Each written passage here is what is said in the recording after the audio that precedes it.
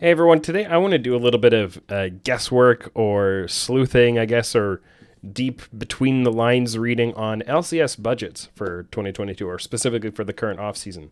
I think spending for the LCS is a pretty interesting topic this offseason, partly because we've seen over the last few years a continual inflation.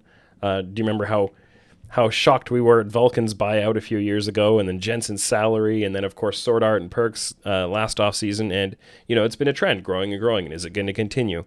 And with Worlds being in North America next year, we want to know, how aware are teams of, and they're much more aware, I think, than the fans are, of the sponsorship opportunities of being in NA primetime, the kind of ad spends that the NA sponsors are willing to put out in the English streams, relative to other international sponsors, with things like State Farm being a world sponsor, even though it's an American company and it's a global stream. So I think the LCS orgs are very aware of kind of the business potential of going to Worlds in NA next year, and they might be willing to increase their budgets even more, and inflate that a bit more, maybe even to an almost unsustainable level, because they want to chase that big Worlds payoff with their sponsorships. So I think it makes it an interesting kind of topic to look at, kind of the top 5 LCS orgs in terms of competitive results and kind of implied budget, and look at who do we think is going to spend the most? Who do we think is going to take that next step in budget inflation? Or, maybe things will correct a little bit. I'm not going to predict the future here or actually know what's going to happen, but we could do a little bit of kind of anticipation or guesswork. So I put out a poll today on Twitter, and I had to break it across 2 polls, so the numbers are a little funny. You had to either indicate in one poll, my answer's in the other poll, or just ignore one or whatever. And we had a little bit of an imbalance between the two polls. But this is just for a rough idea of fan opinion or broader opinion on this. And I asked people basically to predict who's going to be the biggest spender this offseason, which means who's going to pay the most in buyouts, who's going to have the largest 2022 payroll, combining all that stuff together. And I'm looking for kind of the gross spend, the total amount spent, not the net, because, some teams might sell players for buyouts, and that would, offset some of the new spending they're going to do. But I'm not worried about kind of subtracting stuff out like that. Just what's the total amount they're going to put out. So let's see what people said, and then I'll talk a little bit about my thoughts and where I think this might land, where I might agree or disagree. So we bring up the poll results here, and this is what we got. We have 100 Thieves. 7% of people think they're going to be the biggest spenders. 10% think TSM. 14% think EG. 32% for Cloud9, and 38% for Steve. So, let's talk about this. I agree with 100 Thieves being the least likely of these 5 to be the top spender. That doesn't mean they're going to be the lowest spender of these 5, but they're the least likely to spend really big. That's how I'm interpreting it. And I think that's that's how this kind of works out. And there are some different factors in this. One is that most of the players on their roster were signed multiple years ago, so they aren't sitting on as the salaries are inflating year over year, they're sitting on multiple year deals that were signed. Some days being under contract for a couple of years, or closer, they brought over closer's deal, they signed a new deal with Huhi, but that one probably wasn't the biggest.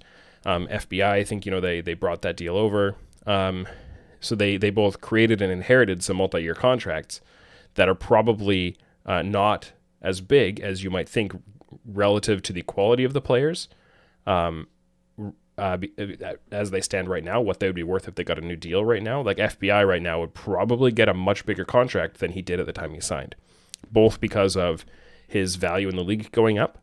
He became a domestic player and he became the best bot laner in the league, and because salaries have inflated since he signed that.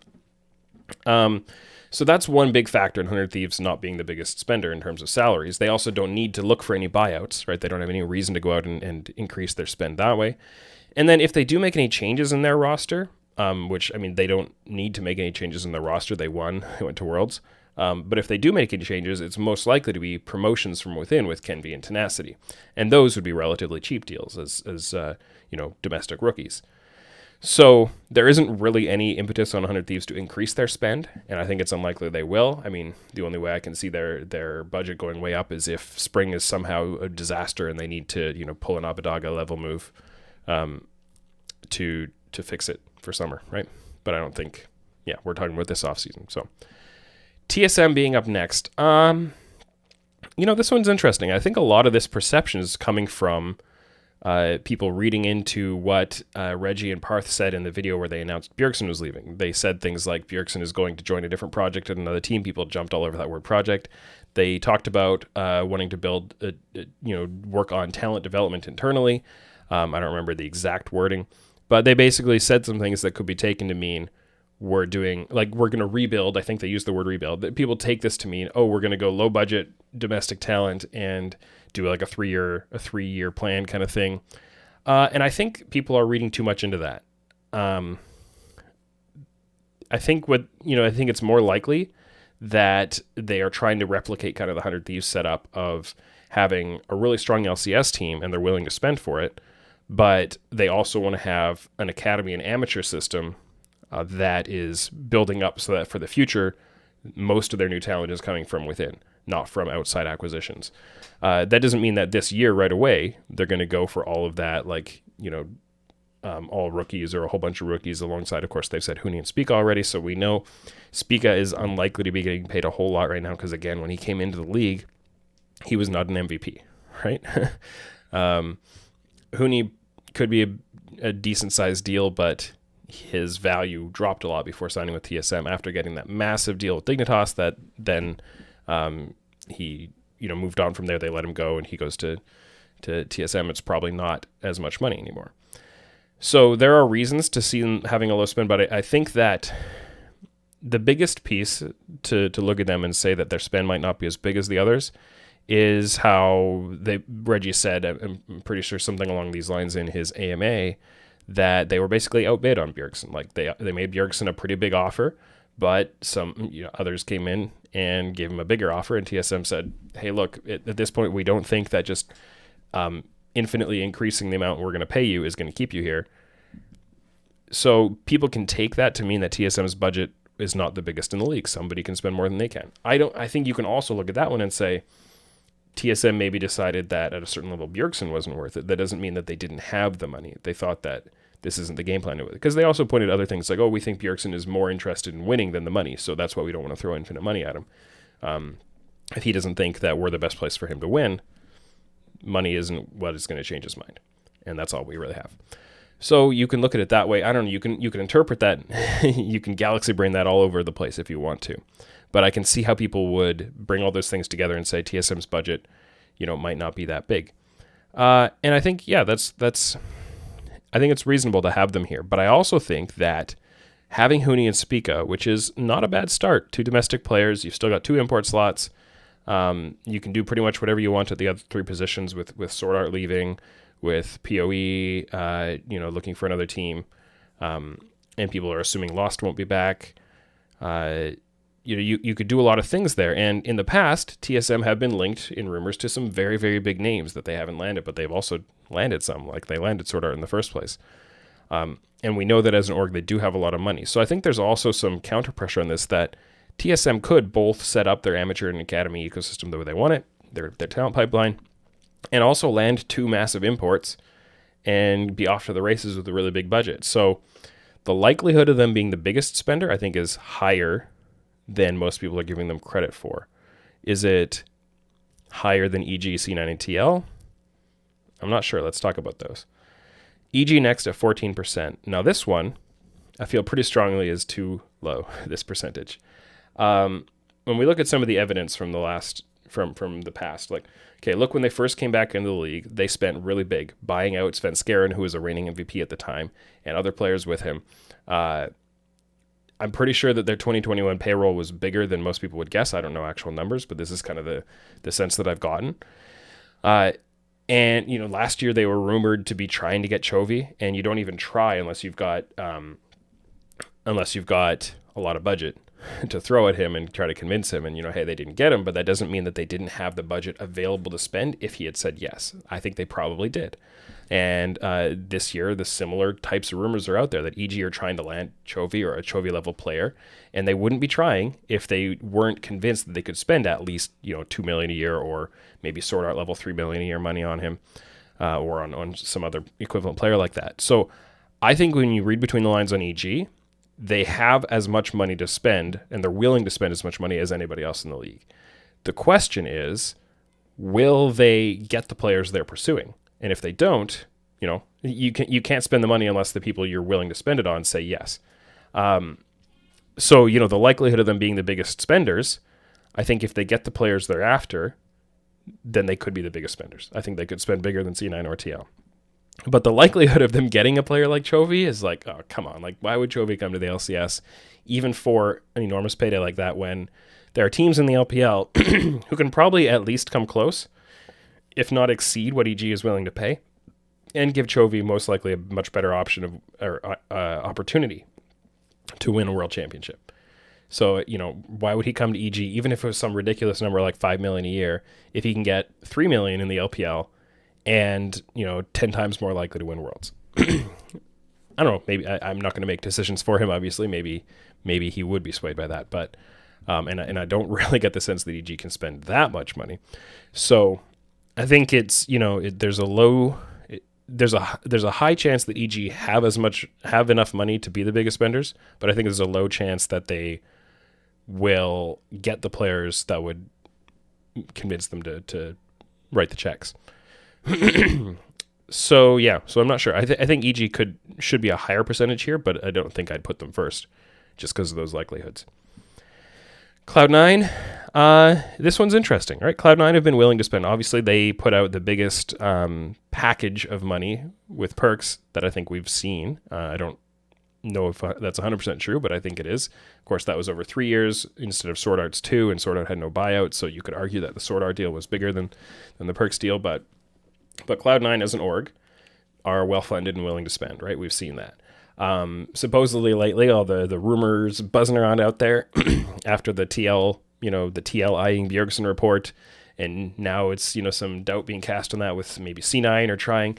And if you believe that C9 are trying to pick up Bjergsen and are like coming in as a competitor with Team Liquid there, you can guess that one of the ways that they're competing is by trying to outbid TL. And if Team Liquid already outbid TSM and C9 are outbidding Team Liquid, you can chain that together and go, wow, maybe C9 is willing to spend a ton of money on this. You add that clue to the clue of, the fact that selling perks with 2 years left in his deal would give them more money to spend right away to pay their own buyouts or whatever it's going to be. And that getting his salary, which was, from what we've heard in that $2 million a year range, getting that salary off the books means they could replace that, whether it's across one player or two players or whatever it is, they could boost their salaries overall using that money. There are a lot of reasons that Cloud9 might be able to spend really big, and that they will want to be at Worlds and want to capitalize on that. They've always been a very kind of business savvy org in that sense, I would say. So yeah, strong reasons to be high on Cloud9 as a big spender here. If you look at kind of what I've been calling for in my wish list and so on, of a lineup of something like Fudge, Blabber, Vulcan, and then you throw in those two big imports in the mid and bot lanes, that could be a really high budget kind of a roster. So Cloud9, yeah, I think it's totally justifiable to have them up really high like this. Again, I think you have a little bit of that EG thing of sure, you've got, all of these top four teams, aside from 100 Thieves, who already have a roster locked in, if they can make use of a couple of open import slots or even just one import slot, they're not all going to get the top level spend imports to come in and fill those. And some of them are already filled. So, it's about the likelihood of who fills those slots with the most expensive players. Cloud9, I think, are a pretty good bet for that. So I buy Cloud9 being high here. Higher than EG? I'm not sure. I think the likelihood of C9 filling their import slots with really, really strong and expensive players, I feel like they'd have a little bit of a better time enticing those players over than EG would, just because of the players they already have there and their value as a brand of, even this year, again, going to Worlds quarterfinals and what Cloud9 represents. So yeah, I think I'd put Cloud9 a little above EG, but not like a 32-14. Like I'd put them a lot closer in likelihood here. But I think it makes sense to have Cloud9 above. So good job, fans. So far, I'm agreeing here. And then Team Liquid, hey, it's Steve. Steve spends a lot of money. Everybody, this is the thing for Steve at the Team Liquid. And again, we've already talked about how they seem to have like outbid TSM for Bjergsen is kind of what's being reported. Similar to Perks, when you sell Alfari, that's going to add some money to your budget that you have available to spend. There's a rumor of bringing in Bwipo. That could imply big money. I don't think it implies that much money because Bwipo doesn't seem like a super high budget acquisition to me. Like, he is a big brand and a really big name. Awesome from a branding perspective, in terms of his personality and presence and, going on broadcast and all that kind of stuff. But that doesn't necessarily mean that his salary is going to be super high. And I'm pretty sure there's no buyout there. So I don't think Bwipo really signals a lot of money. If the latest rumor of Santorin coming back on as their jungler is true, then it's not a huge spend there either. So really, the reasons that we look for a big spend at a Team Liquid are, hey, it's Steve and Bjergsen.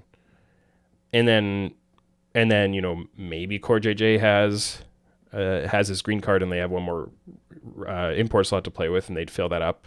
But, and they'd probably, whether that's bot lane or jungle or whatever is going to happen there, we don't know what's going on with the whole Jensen role swap rumor. I think the biggest reason people put Team Liquid up here is, hey, Team Liquid is always ready to spend really big. But I don't think they were a top spender in 2021. Like, they were an upper spender, but I don't think they were number one or number two. And I'm not convinced they'll be number one or number two this year either. So, I'd be tempted almost to drop the likelihood on Team Liquid here to third.